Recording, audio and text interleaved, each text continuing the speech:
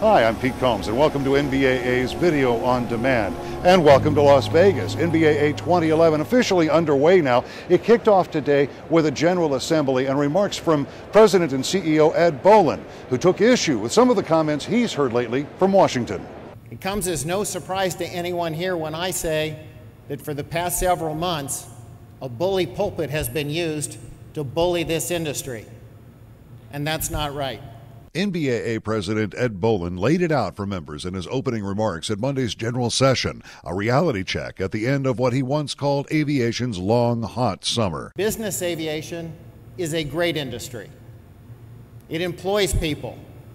It allows companies and communities to grow and to develop. It provides humanitarian assistance. And we will have that opportunity this week to talk about the importance of our industry and to push back against negative mischaracterizations. But Bolin notes business aviation isn't standing alone in these troubled times. Over the course of the next 3 days, we're going to have a lot of conversation about user fees, depreciation schedules, the BAR program.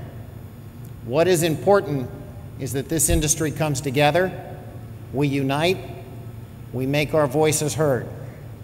The reality is we do have a lot of friends. Perhaps few of those friends are as close as West Virginia Senator Joe Manchin, who began his remarks with an apology. I want to apologize for the actions, or may I say the inactions, of Washington. I can assure you there are those of us that are not looking at the politics. We're not looking at the next election. We are looking at the next generation. We're willing to step out and make the tough votes, both Democrats and Republicans, and I think you will see that hopefully rise to the top sooner than later. So we will work very hard on that. Manchin, West Virginia's former Democratic governor, appointed to fill the unexpired term of his predecessor in the Senate, the late Robert Byrd, was one of several lawmakers here in Las Vegas for NBAA 2011. Another, Republican Kansas Congressman Mike Pompeo, who says he and many of his colleagues have had enough. It's absolutely been an assault, and we will stop some of it.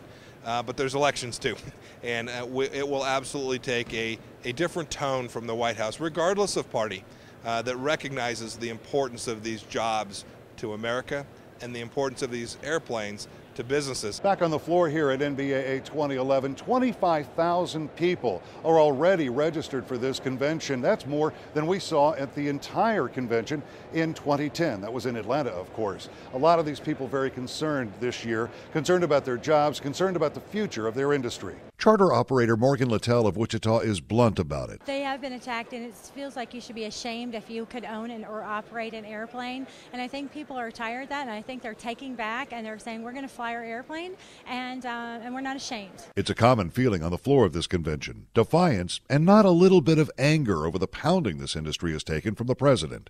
It's a beating that Ryan Keogh of Qatar Aviation in Phoenix says has people who work in aviation concerned for their own futures. If shareholders are being miseducated on the role of business aviation and look at it just as a perk for the CEO, then we're going to have a problem, and we're going to see Part 91 flight departments going away, and that obviously takes a lot of the business away from us in terms of the maintenance, the trickle-down effect of fuel and such. That takes away jobs from our community.